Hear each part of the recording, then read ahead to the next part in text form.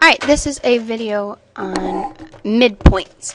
So in class, and maybe you were here and maybe this is a review for you, we discussed that a midpoint is a point on a line segment, and a line segment is a line with two endpoints. So in this line segment we have an endpoint at A and an endpoint at B.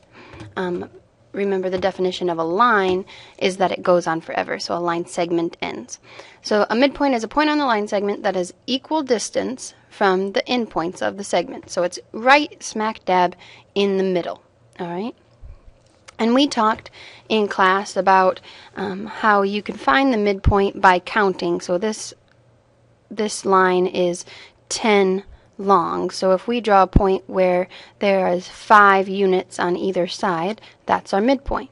And we also talked about the fact that this unit is harder to count because, or this line segment is harder to count the length of it, so we used rise and run.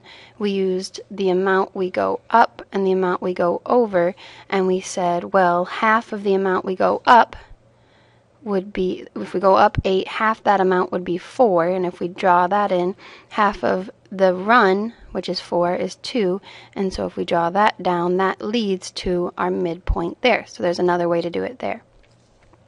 The midpoint formula is used when you have coordinates. So if you have two x and y values, or 2 points, your endpoints, you can take the x's and average them to find the x value of the midpoint, and then you can take the y's and average them to find the y value of the midpoint. So that x and y coordinate is just going to be the middle of the x's and the middle of the y's.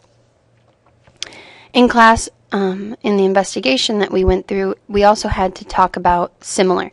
If you remember, similar figures have the same size or same shape, but not the same size. So these two triangles are similar.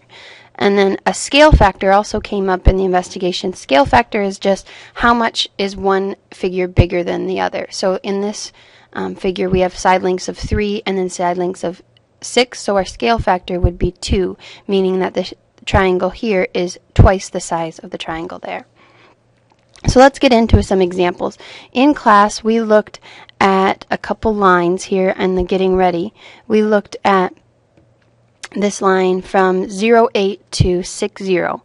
And if we use the midpoint formula, what we did is we took 0 plus 6, divided it by 2, and then our y values 8 plus 0, divided it by 2, and that gave us the midpoint. 0 plus 6 is 6, 6 divided by 2 is 3, 8 plus 0 is 8, divided by 2 is 4, and our midpoint was over 3, up 4, right there, 3, 4.